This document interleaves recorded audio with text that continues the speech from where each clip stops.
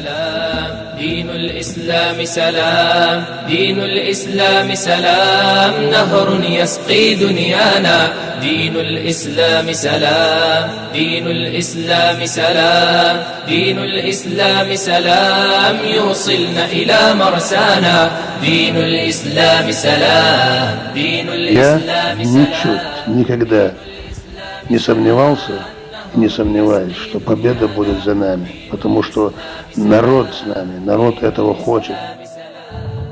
Ахмад Хаджи Кадыров рассматривал ваххабизм как разновидность фашизма. Он говорил, что кто-то склонен рассматривать ваххабизм как религиозное течение внутри ислама, кто-то как политическое движение под религиозным знаменем, кто-то ударную силу международного терроризма. А что я подразумеваю под этим? Попытки внедрить ваххабизм на чеченской почве предпринимались в самом начале 90-х годов. Я тогда, как заместитель муфтия республики, активно противодействовал этому и решительно выступал против тех, которые всячески старались развеять эту чуму. Но тогда шла война. До поры до времени ваххабиты ловко маскировались под повстанцев и, пользуясь трудностями того периода, они взялись за формирование так называемых джамаатов при тайной поддержке некоторых лиц, взявших на себя полноту власти в Ичкерии, старались узаконить ваххабитов. Последнее десятилетие уходящего 20 века для чеченцев ознаменовалось таким образом откатов в средневековье. Успешно развалили систему образования, культуры. Образованные и культурные граждане постепенно становились изгоями общества. Нашему обществу навязывались невежество и фанатизм. Ваххабиты рассматривали народ как стадо, как плебеи. При этом в сознание людей повсеместно внедряли религиозную и вирдовую нетерпимость, идеи превосходства над другими народами. Происходила милитаризация мышления. Ваххабистские вооруженные формирования росли. Их ряды пополнялись. Когда я говорил об опасности, которую несет в себе ваххабизм в Чечне, никто не прислушивался к моему голосу. Я знал, что ваххабиты вынашивают далеко идущие планы и не собираются довольствоваться территорией Чечни.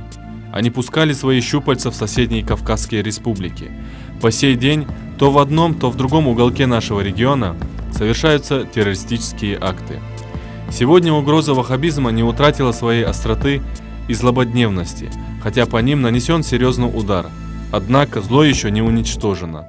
Более того, идеология ваххабизма проникает в российские регионы далеко за пределами Северного Кавказа. Ваххабизм многолик. Он рядится в одежде чистого ислама, джихада, газавата, всемирного исламского братства. Но по сути своей ваххабистское учение есть политический авантюризм и религиозный экстремизм, рассадник международного терроризма и бандитизма. Сердцевина ваххабизма – религиозная нетерпимость и игнорирование всего национального в том или ином народе в пользу исламского интернационала. Все эти маски необходимы ваххабитам для прикрытия своей фашистской и криминальной физиономии. Любой человек вознесен пред Богом, независимо от того, к какой нации он относится. В Коране обобщенно обо всех людях сказано: «Воистину, мы вознесли и возвеличили сынов Адама». В Коране также ясно показано единое происхождение всех людей, мужчин, женщин и различных народов.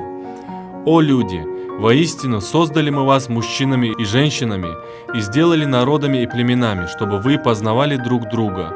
Ведь самый благочестивый из вас перед Аллахом тот, кто наиболее богобоязненный». Таким образом, в исламе нет деления народов на лучшие и худшие.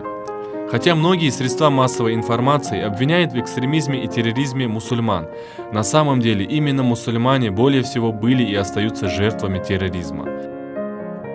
В Священном Коране убийство невинного человека приравнивается по пагубности и степени греховности к убийству всего человечества.